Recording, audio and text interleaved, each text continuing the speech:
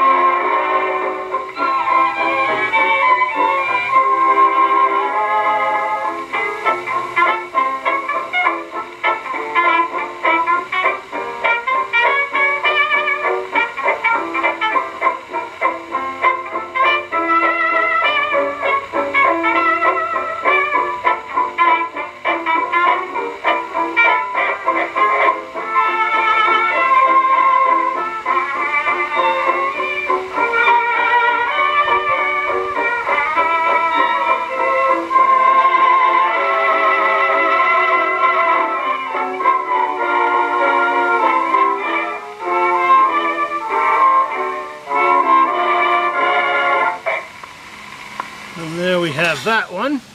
Sounds pretty good. Another problem that was with this was that the diaphragm was actually touching the body of the reproducer. That's never a good thing. You always want to have separation there. And I don't know if it slipped that way or it was done that way originally. I really don't know who rebuilt this to start with, so, but it's fixed now. Now the next one is a typical Victrola #2. This is off of Victrola 35. I put a softer isolator gasket in the back, but it really didn't need anything else. It's been rebuilt by someone who did a good job of it, and it's nice. We'll see how it sounds, which I suspect is good. I played it before. I replaced the isolator gasket, and it was playing good. We'll play the flip side of this, which is Valencia.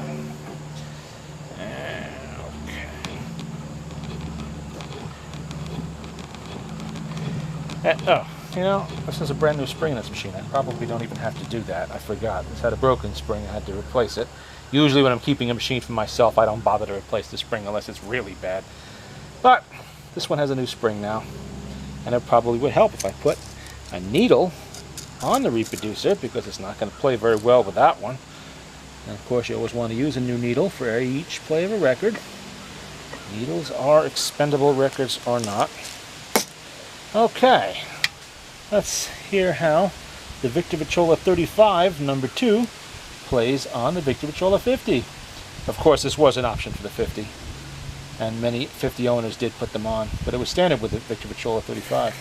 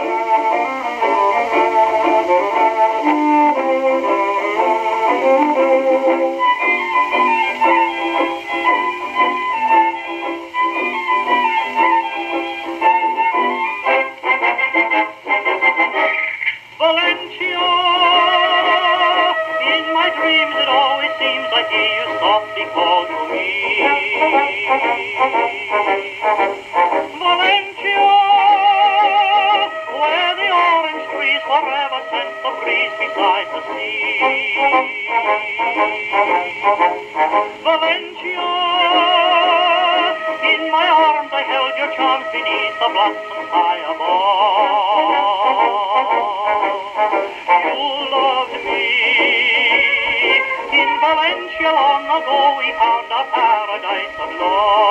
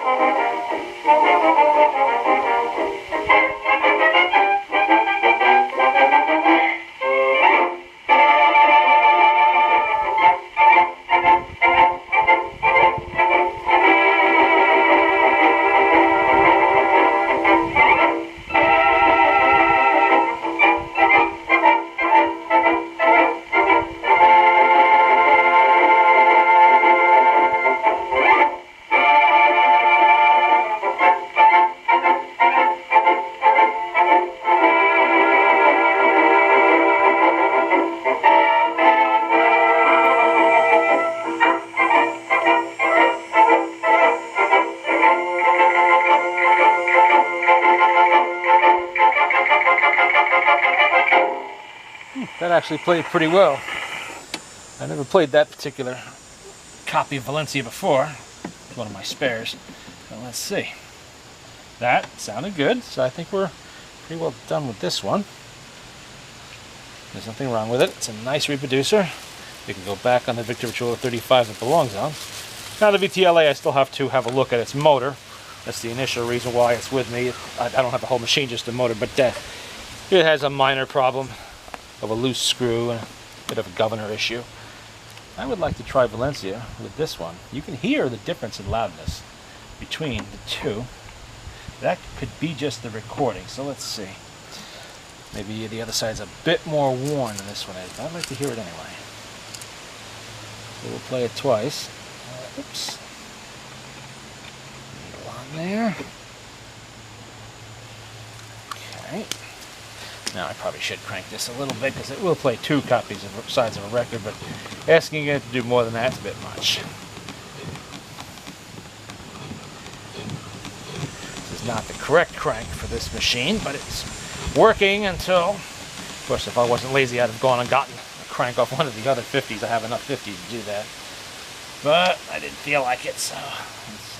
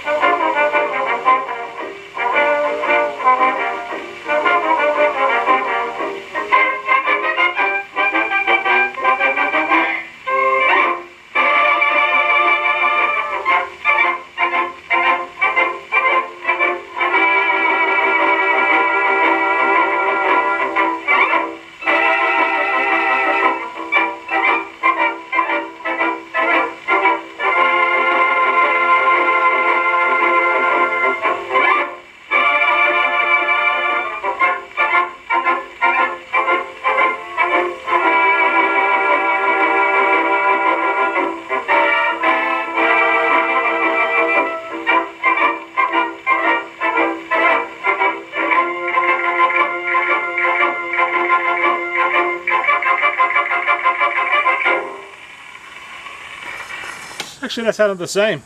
If there was a difference in volume, I didn't hear it. But then it always was a good reproducer, the Exhibition. And it was one that Victor went back to at the end for some of their smaller machines in the late 20s. Now, the biggest sin I found on this one, really, other than the diaphragm, was that the needle bar was slightly out of whack, but this is the needle bar. But we got that corrected. See, that's bad because it takes your needle and turns it into a chisel to destroy your records. This has to be 90 degrees straight like that, perfectly aligned. And a lot of times people try to tighten the screws to get the needle bar to touch the diaphragm, not realizing that they are putting the needle bar out of alignment. And it takes a little bit of adjustment and fiddling around with it to get it right, but it is important that that be done. Otherwise, you end up with problems. And there you go, that's a nice reproducer, nice looking one. It'll look good back on the VTLA where it belongs. And now it's playing well. And the machine, it's passed its test. Motor's operating nicely. It sounds good. There's no issues with it, other than 200,000 paint splatters, of which most of which I've gotten off, but there's still a few on there, and I have to very carefully remove them one at a time. It's not easy, but somebody got careless with paint more than once by the look of it, and then little splatters all over here, stuff like that. I'll put the lid down. I don't like to do that, but there we go. Gotta adjust that too. Little splatters appear, but overall the joints are pretty tight. Other than the split in the board here, and it's not a split, it's just a delamination, that's all. Well, not even delamination. It's two boards that were glued together to make that side panel, and they've separated a little bit right there, but that's pretty much normal with these mahogany machines. What's really important is it's not split in the back. I hate dealing with that when it's split in the back. This one is not. It's solid. It's never been dropped, or the lid was never allowed to flop over. I did have to do some fiddling around with the hinge because the screws had come loose and it was a little bit bent. But we got that back where it belongs. Corners are still in nice shape. The top isn't all split. You know, pretty good machine. So I'm going to keep that around for testing reproducers and listening to records and whatnot out here in my work shed and all that sort of thing. And that's it for the two reproducers to test. Everybody have a great Labor Day 2017.